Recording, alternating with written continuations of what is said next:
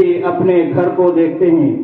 حضرات گرامی، آج کی اس پررونق بزم میں، اس باوقار اسٹیج میں جن عالی قدر مقام شخصیت اور مہمانان اعظام کی ہم استقبال کر رہے ہیں، وہ امت مسلمہ کا مقصود شخصیت ہے اور نائبین رسول اور جانشین انبیاء ہے،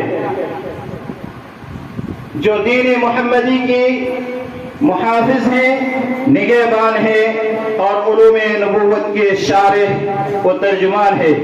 میں آج کے اجلاس میں اپنی جانب سے اور تمام جملہ منصوبین جامعہ کی طرف سے بصمیم قلب عالی قدر جناب فضیلت الدکتور اورنگزیب تیمی صاحب کا ہم پرزور استقبال کرتے ہیں۔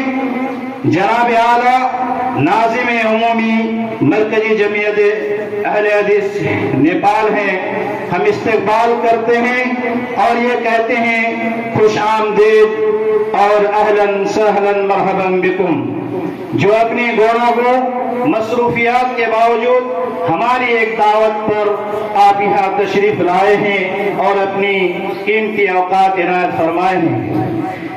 محترم حضرات، میں فضیلت الدکتور محمد سلیم انصاری کا بھی استقبال کرتا ہوں کہ جو جامعۃ الفلاح انڈیا سے فضیلت کی سند حاصل کی ہے، ان کے بعد انہوں نے JNU سے PhD کی ڈگری حاصل کی ہے۔ میں ان تمام مہمانان کا اپنے طرف سے اور جامعہ کے چیئرمین اور جامعہ کے طالبات کی طرف سے پھر دوبارہ ہم استقبال کرنا چاہتے ہیں کہ آپ ہمارے درمیان ہمارے ایک دعوت پر تشریف لائے ہیں۔ اللہ رب العالمین آپ کے اس آنے کو قبول فرمائے، آپ کی خدمت کو قبول فرمائے، اور اللہ تعالیٰ آپ لوگوں کے علم و عمل اور صحت میں ترقی عطا کرے۔ آمین وآخر دعوانا ان الحمدللہ رب العالمین، والسلام علیکم ورحمۃ اللہ وبرکاتہ۔